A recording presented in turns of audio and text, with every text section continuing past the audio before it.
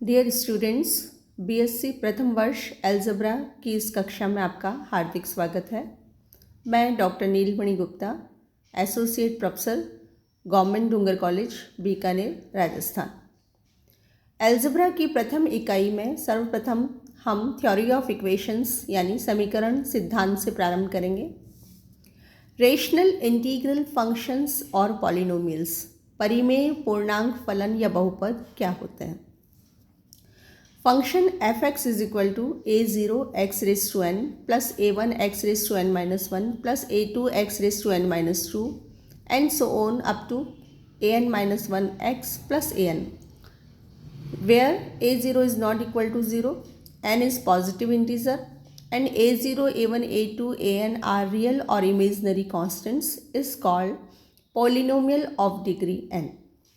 यानी फलन F x a0 is equal to a0 x raised to n plus a1 x raised to n minus 1 plus a2 x raised to n minus 2 and so on up to an, जहाँ an 0 नहीं हो सकता, n एक धनात्मक पूर्णांक हो और a0, a1, a2, an आदि वास्तविक या अधिकल्पित अचर हो, तो ऐसे fx को हम n डिग्री का बहुपद कहते हैं। यदि x इक्वल टू अल्फ़ा के लिए एफ अल्फ़ा की वैल्यू 0 हो, तब अल्फ़ा को हम बहुपद का शून्य यानी ज़ीरो ऑफ पॉलिनोमियल कहते हैं। इक्वेशन यानी समीकरण क्या होती है।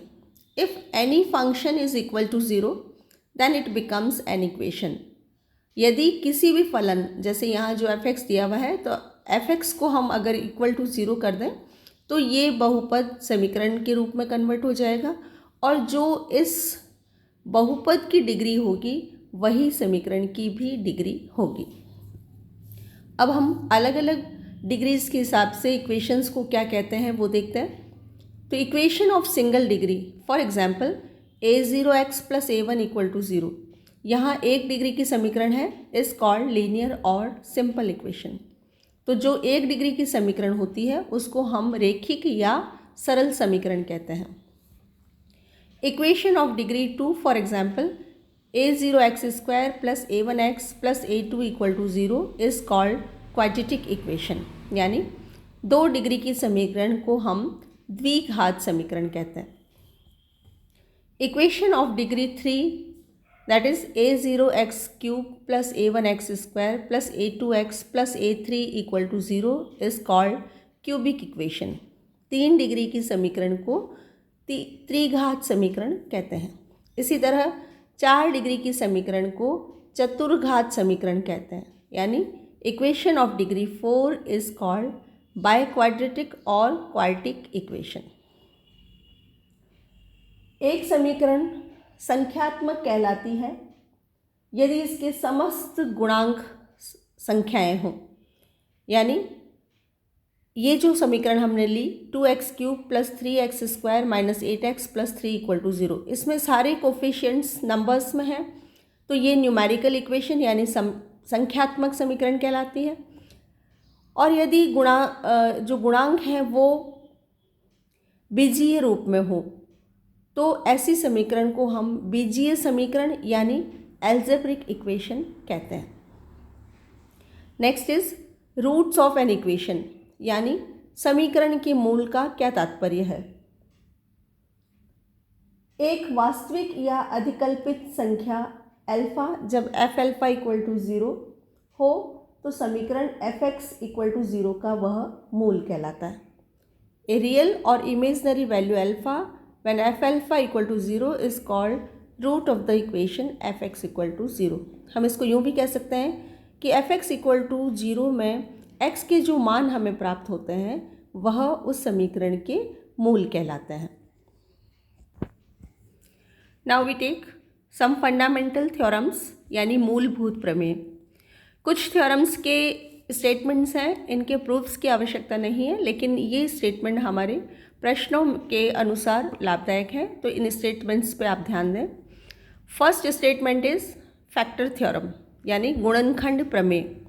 If alpha is the root of the equation fx equal to 0, then the polynomial fx is exactly divisible by x minus alpha or x minus alpha is a factor of F x and conversely. अर्थात यदि समीकरण F X equal to 0 का एक मूल alpha हो तो बहुपद F x x minus alpha से पूर्णतः विभाज्य या x minus alpha F x का एक गुणनखंड है तथा इसका विलोम भी सत्य है।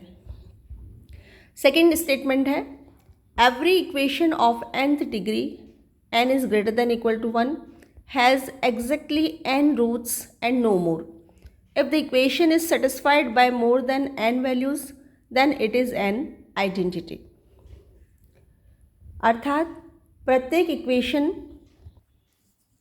n डिग्री की यानी प्रत्येक n कोटि की समीकरण के ठीक n मूल होते हैं, कम या अधिक नहीं हो सकते। यदि कोई समीकरण n से अधिक भिन्न भिन्न मानों से संतुष्ट होती है तो वह एक सर्वसमीका होती है।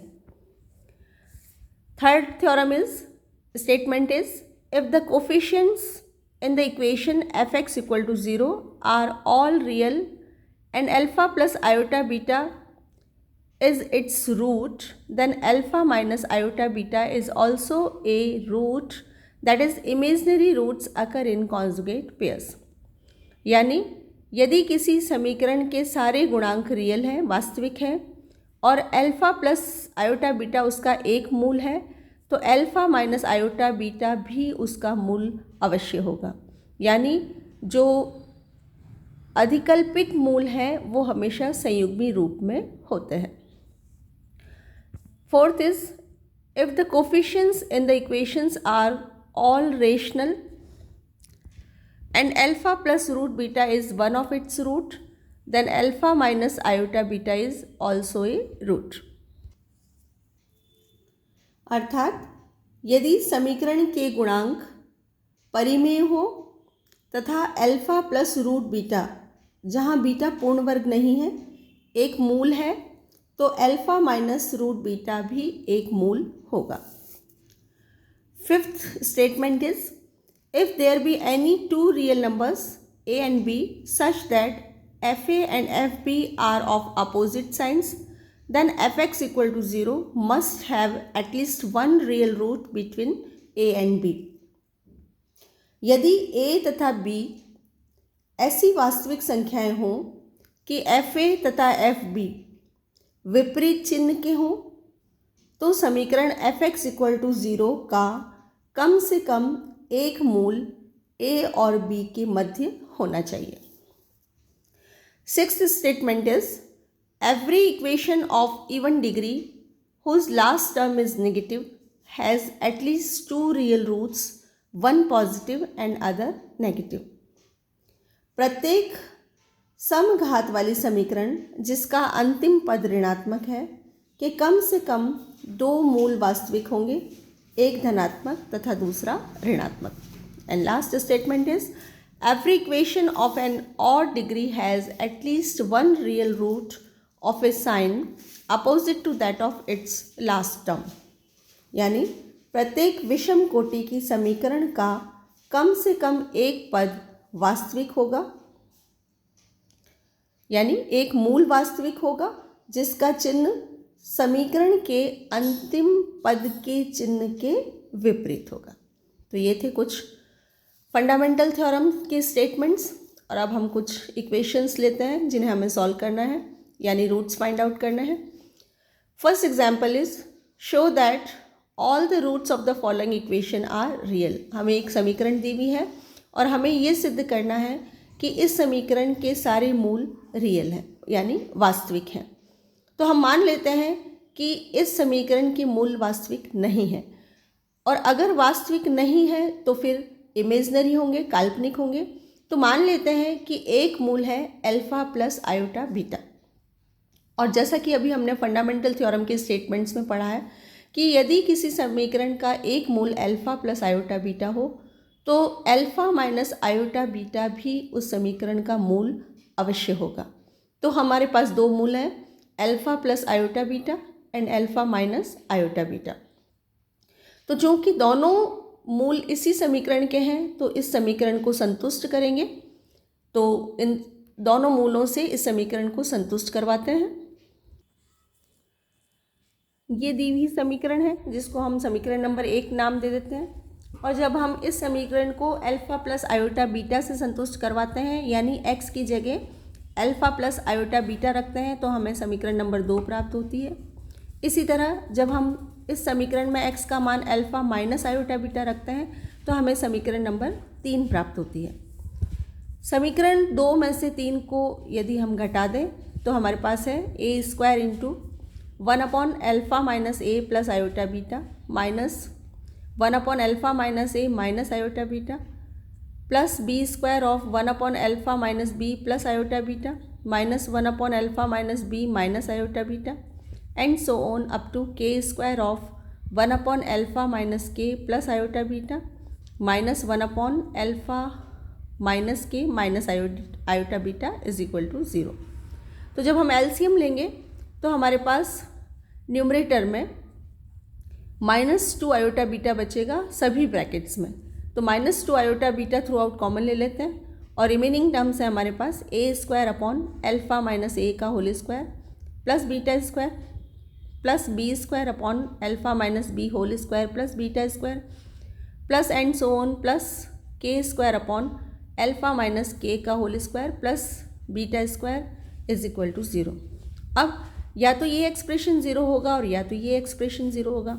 तो चूंकि ये सभी स्क्वायर्स हैं किसी संख्या के और स्क्वायर्स का एडिशन कभी भी 0 नहीं हो सकता, तो ये एक्सप्रेशन 0 नहीं होगा। तो फिर हमारे पास केवल एक संभावना बचती है कि बीटा इक्वल टू 0। और यदि बीटा 0 हो जाए तो रूट्स की वैल्यू अल्फा बचती है और जो कि वो रियल है, इसलिए हम कह सकते हैं कि roots of the given equation are real, यानी दी हुई समीकरण के जो मूल होंगे वो वास्तविक होंगे। एक प्रश्न और लेते हैं। If one root of the equation x raise to 4 plus 2x cube minus 16x square minus 22x plus 7 equal to 0 is 2 plus root 3, find its other roots. एक समीकरण दी हुई है और उसका एक मूल दिया हुआ है, हमें उसके बाकी मूल ज्ञात करने हैं। दी हुई समीकरण 4 डिग्री की है और मूल है 1। और ये हम अभी अभी फंडामेंटल थ्योरम्स के स्टेटमेंट्स में पढ़ चुके हैं कि जितनी डिग्री की समीकरण होती है उसके उतने ही मूल होते हैं। तो हमें 3 मूल और निकालने हैं। अब एक मूल अगर 2 प्लस रूट 3 है तो एक मूल 2 माइनस रूट 3 भी होगा। ये भी हम फंडामेंटल थ्योरम के स्टेटमेंट में देख चुके हैं।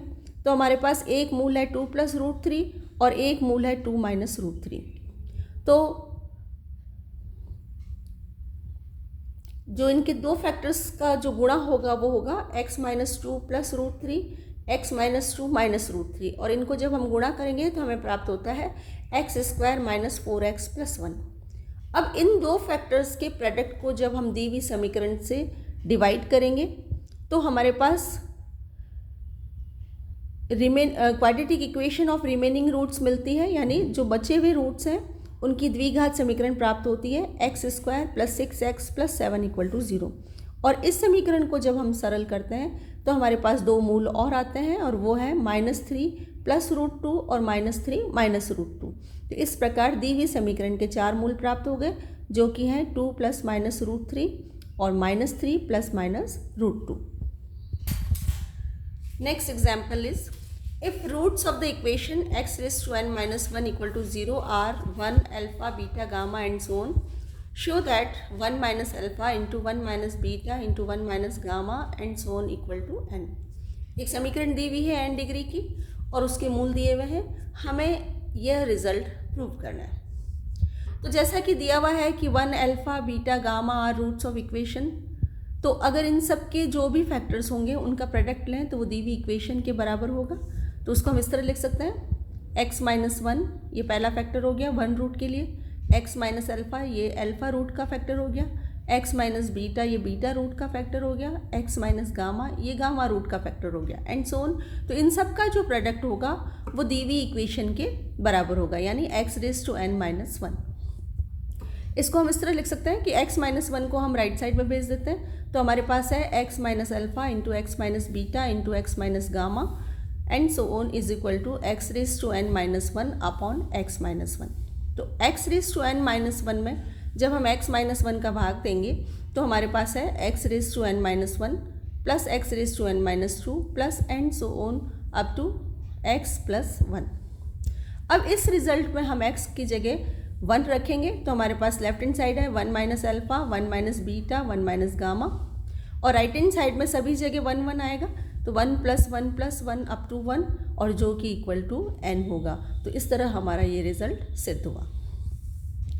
अब हम कुछ अनसॉल्व क्वेश्चंस लेते हैं।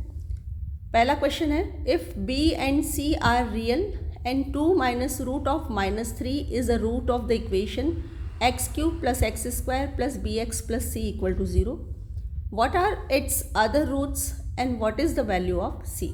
एक समीकरण दी हुई है जिसका एक मूल दे रखा है और हमें एक तो इस समीकरण के सी का मान ज्ञात करना है और हमें बाकी मूल ज्ञात करना है। तो जैसा आप देख रहे हैं 3 डिग्री की इक्वेशन है तो इस समीकरण के 3 मूल होंगे, एक मूल हमें दिया हुआ है और जो मूल हमें दिया हुआ है वो है 2 माइनस आयोटा रूट 3।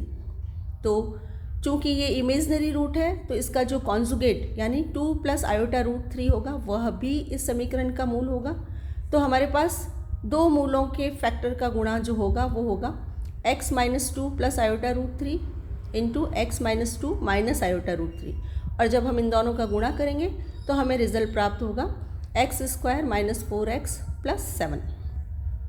अब हम इस प्रोडक्ट से जब दी हुई इक्वेशन को भाग देंगे तो हमारे पास कोशेंट में तो प्राप्त होगा x प्लस 5 जिससे हमें तीसरा मूल माइनस 5 प्राप्त होगा, और जो रिमाइंडर है यानी शेषफल है उसमें हमें प्राप्त होगा b plus 13 into x plus c minus 35।